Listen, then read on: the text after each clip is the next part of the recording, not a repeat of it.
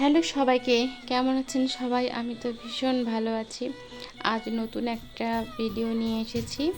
তো ভীষণ বৃষ্টি হচ্ছে বাইরে, সেই জন্য ভাবলাম যে আজ খিচুড়ি করব না, একদম মুড়িঘণ্ট রান্না করব। এখানে মুড়িঘণ্ট রান্না করলে মনও ভরে যাবে আর পেটও ভরে যাবে। নতুন কিছু খেতে কার না ভালো লাগে। তো আমি এখানে কড়াইয়ে তেল দিয়েছি, তেল দেওয়ার পর এখানে মাছগুলো দিয়েছি আর মাছগুলো একদম লাল লাল করে ভেজে নিব। আর এখানে পাটাতে আমি তো সমস্ত মশলা রেখেছি আর মাছগুলো ভাজা হয়ে গেছে, আমি তুলে নেবো আস্তে আস্তে।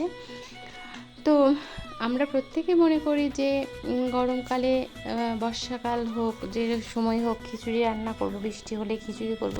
কিন্তু এরকম কোনো মানে নেই যে বৃষ্টি হলেই খিচুড়ি খেতে হবে।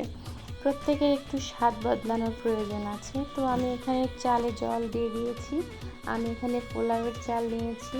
তো চালগুলো সুন্দর করে ধুয়ে নেব। আর মাছগুলো বাছা হয়ে গেছে।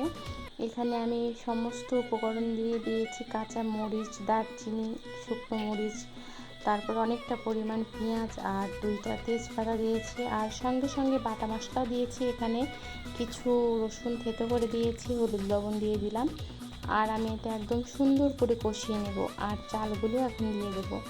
আর চাল দিয়ে একদম অনেকটা সময় আমি এটা নাড়াচাড়া করে নেব, কারণ এই চাল দেওয়ার পর যদি আমি এটা সুন্দর করে না কষাই তাহলে এখানে মশলার একটা গন্ধ থেকে যায়, খেতেও ভালো লাগে না। আর যদি আমি সুন্দর করে কষিয়ে নিই, এটা স্বাদও লাগে আবার গন্ধও থাকে না। আমি এখানে মাছগুলো দিয়ে দিয়েছি আর মাছটা দেওয়ার পর সুন্দর করে মিশিয়ে নেব। মেশানো হয়ে যাচ্ছে এদিকে, আর ওইদিকে আমি একদম জল গরম দিয়েছি রাইস কুকারে। তো জলটা গরম দিয়েছি এই জন্য যাতে তাড়াতাড়ি হয়ে যায়। আর বাড়িতে আমার একটা ছোট্ট বাচ্চা আছে, তার জন্য আমার খুব তাড়াতাড়ি রান্না করতে হয়, যদিও রাত অনেক হয়ে গেছে। তো আমি রান্না শেষ হয়ে গেছে আমার, তো আমি দেখিয়ে দিচ্ছি কতটা সুন্দর হয়েছে। আর পরিবেশন করছি, এখানে একদম বিশাল বড় ডিম ভাজা দিয়েছি। ভীষণ